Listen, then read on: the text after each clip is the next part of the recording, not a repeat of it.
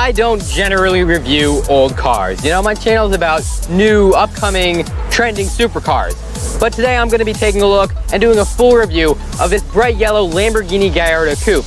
It was just such an influential model when it was unveiled at the 2003 Geneva Motor Show because it was the first Lamborghini made under the leadership of the new parent company, Audi, and it was also the first Lamborghini with the V10 engine, which made it a very important addition to the Lamborghini lineup.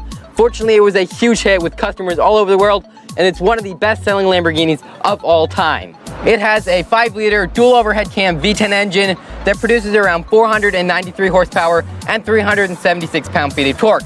And part of what I really like about the engine is that it's really proudly displayed underneath its glass case in the back of the car, so everyone can come up and enjoy it and look at it. It also has a 6-speed e-gear transmission with paddle shifters and all-wheel drive, so it brings some really great acceleration as well, and it's a pretty cool sounding engine too.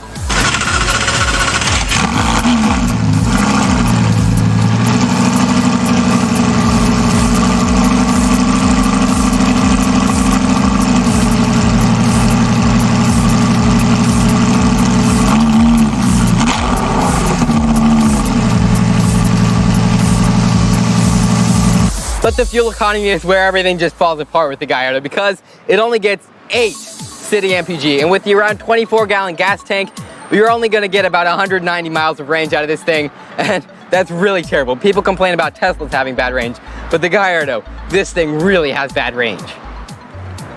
It's got a pretty good suspension setup with double wishbones and stabilizer bars for all 4 wheels and a limited slip differential for both axles. So overall, it has a turning circle of 37.7 feet. Not great, but yeah, it's just not that great. Fortunately for Lamborghini, the exterior of the car completely makes up for the problems with the suspension. It's just such a classic Lamborghini design, really got those wedge-shaped proportions going that are so, unique to Lamborghini. Some people might call it chunky or rectangular because it's not as aerodynamic or angular as modern Lamborghinis, but I really feel that this design is going to be really classic and popular in a few years when this car stops depreciating and becomes a classic. It has HID headlights up front as well as the Lamborghini logo proudly displayed on the rippled hood. It's also got 2 grills in the lower front up in front of the wheels for cooling and aerodynamics. Power folding side mirrors are standard, as well as the really nice looking, kind of small but nice looking side intakes.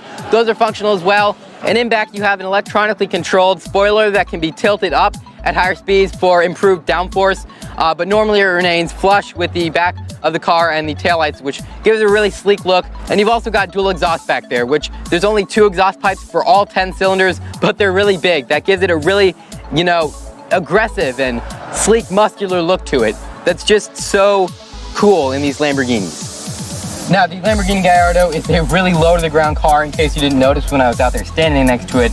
And the doors really don't open that wide either, so it's very difficult to get into. And once you're in, there's really not a lot of space to move around either. There's really not that much leg room, not that much headroom. I've got a little bit, so I guess there's enough because I'm about 6 foot.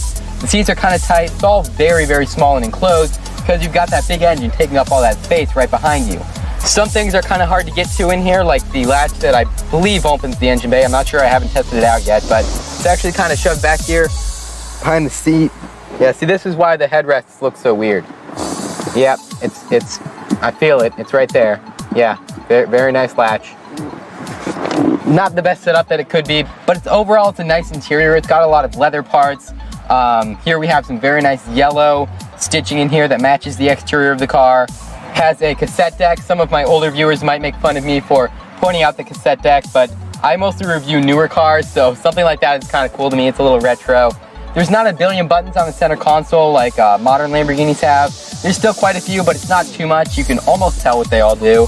Also got some really nice Pina Colada Wonder Wafers air freshener. Wonder if that comes standard.